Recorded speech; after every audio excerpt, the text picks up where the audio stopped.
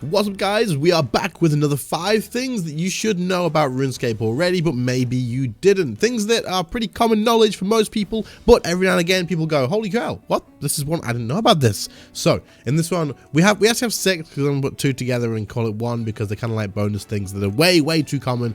But guys, I know some of you, and you're going to have to be honest in the comments on this one, some of you are guilty of this, and I am going to change your whole perspective of the game, okay? It's going to blow your minds away, but only for a very select few on this one. But anyway, that's going to be like number 4 or something. Let's get started. If you enjoy, leave a like, sub to the channel if you're new, and let's go. So this first one, we are going to head into the Elite Dungeon just so we can get hit by some of the actual NPCs in here. You want to continue? We'll just say no, and we'll just do normal mode, whatever, it's fine. So we're only coming here purely so we can take damage, okay? Now, this one here is something actually kind of contradicting what I said the other time in the last video about use the eat food basic ability when you're actually keybinding your food and stuff, because then it'll pick up anything that's in your inventory, right? It won't do potions, but any food you've got, it'll work. However, someone commented and reminded me that in fact, if you do keybind the food, there is a use for it if it is useful for you. You can keybind the food, and instead of actually having to press the button every single time, if you hold that keybind down, it will continuously eat the food. So we're going to head over here and get some damage. And the same works for drinking potions as well, by the way. So your brews and stuff, you don't have to spam the ability. You can just hold onto it and it'll still work. So we might get melted here because of this take a lot of damage in this dungeon. But if we hold it, you can see we're constantly healing here. Constantly healing. And if I do the same again and hold my shift and F key, you can see I constantly eat my brews. I'm about to die. It is what it is. It doesn't matter. So we'll just show you again here without getting damaged. You just won't see any healing effects or anything. But if I hold down my F key, which is my brews, you'll see I drink a brew and I drink a brew, and every time you see that 0, it's just going. And I'm just holding F, dropping money on the floor basically. But at the same time, the same works with the blubber jellyfish too. So if I hold shift and F, he's going to eat a fish, he's going to eat a fish, and you can see them in the inventory. They're disappearing pretty quickly, and I am not pressing any more buttons. I'm just holding onto it, so it makes it nice and kind of efficient or convenient to not have to keep doing it if you do need to get through food this quick. So if this is useful for you in, I don't know, any situation at some point, then hey, now you know. Okay, so this next one is pretty useful for you guys that like to do your distractions and diversions, but maybe you're using the wiki to track when it is, or friends chats, or that sort of stuff, and you want a kind of more convenient way, or you just constantly miss it and you're sick of missing it. This is going to save you a lot of time on that, okay? So if you actually like to do that, come to the Adventures tab here, and in the Minigames tab, you can see all of the D&Ds, and if you click on this, and you've got all of your stuff, you can filter it and whatnot. But if we scroll down a little bit, I'm going to give you an example of what's going on here. You can see, for example, the way this works is the tick will tell you that this thing is active now, and it'll tell you when it ends. So it's active with a tick, and it'll end in 6 minutes. And then if you scroll down further, the little one with the clock instead will tell you when it's going to begin. So for example, Gothixian caches will be available in 21 minutes, Wilderness Flash events also 21 minutes, Shooting Star 1 hour and 6 minutes, and Wilderness Warbands 2 hours and 21 minutes. So as you can see, it's pretty self-explanatory, right? Now, another thing you can do, which is really useful, is you can click on the thing that you want, and you can click Teleport to Lodestone to go directly to that event. So if you want Gothixian cache, for example, you can press Teleport to Lodestone, it will take you to one of the caches where you enter. But it is also worth keeping in mind that if you are going to go to like the Wilderness Flash events, make sure you're not opted into PvP, because you're going to go into the wilderness and you don't want to get PK'd, right? So keep that in mind. Now, another thing you can do, which is pretty useful, is you can favorite these. Now, why would you want to favorite them? So if I wouldn't want to favorite my Wilderness Flash events, let's take this as a favorite, and now that is favorited.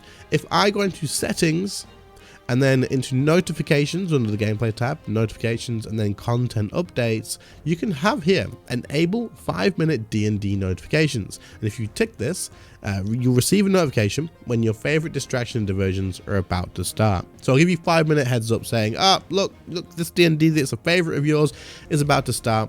Don't miss it, and that's exactly what I want to see. Now below that, you can also tick all these other ones as well to receive a chat notification when these things are about to start. Now I necessarily don't want any of these anymore because I just don't do them, so I can remove all those. That's absolutely fine. But for anybody else who finds them useful, they'll make sure that they're notified in your chat down there, and it's just to make sure you don't miss it, right? It's just convenient. So hopefully that is useful for you guys that maybe using friends chats and stuff to keep track of this sort of thing, and hopefully it makes your life a little bit more easy.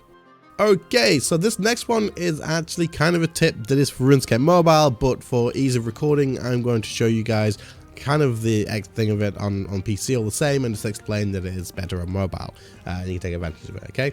And we are talking specifically about area loot. Now, the reason I'm grabbing some stuff out of my inventory is to show you this exactly and grab like a few things and show what area loot is. So for those of you who don't know, area loot is exactly what it says. If you drop some stuff on the floor, or if you're doing a Slayer task, which is the example I'm going to use very shortly, and there is loot from killing all the monsters on the floor, you can actually loot this stuff in an area, and it's nice and convenient to pick stuff up, right? You don't have to be running around to every single item to pick it up. So if I click this bolt in the middle, you can see that all the items on the floor there, and if I press spacebar, it's going to all go in my inventory. But did you know that on PC, your area loot is a 7x7 grid? Okay, so that means there's a 3 tile radius around each player, right, each way. But if you have the Lorehound, so there's one tip in this, Lorehound will increase that to 9x9 on PC. But on RuneScape Mobile, to make your life easier, the loot radius is a 17, yes, 17 by 17 as a default. That is insanely big, so you can loot stuff way further on RuneScape Mobile in an area loot than you would be able to on PC. So for example, if I grab this on here, you can see I only get the fire rune and this bolt. On mobile, all of this would show. All of this that I've just dropped would show, because it's just a much bigger area. With the Lorehound, you get a 19 by 19 radius to area loot. That is crazy. So what I'm trying to say is, did you know that if you're doing some Slayer tasks and it is completely AFK, using RuneScape Mobile for that increased area loot may be even better? So there you go. Hopefully that's useful for you guys. Okay, so this next one has 2 things in the same thing, like I said, okay? And both of these, I know there's going to be people that are going to be like, what? No, what? I am part of this group. Let me know in the comments. It's fine. You are not alone. People have been commenting this on the past videos going, I didn't even know this one, and it wasn't even part of the video, but I've just noticed that it's a thing. Okay, now, if you are decanting potions, guys, decanting potions, you can decant noted potions, okay? Now, there's going to be a lot of people face palming right now going, there's no way. There is no way people didn't know this. Like, what? And I'm sure people who have worked it out have also thought, there's no way I didn't know this. So they have been decanting potions regularly, and I can call one person out because he's my friend and he was just like this a while ago, and he was the only person I knew that was like this. Turns out there's a lot more. Winsley, thank you for letting, well, you haven't said I could use your name, but I am anyway. We're going to decant this, and you can see we have potions here. Decant your flasks. All of them are going to be done, okay? And this is how this works. Exactly the same for blubber jellyfish. Yes, you can decant blubber jellyfish as well. If you go to the guy at War's Retreat, well, if you go to War at War's Retreat, you can also decant your jellyfish.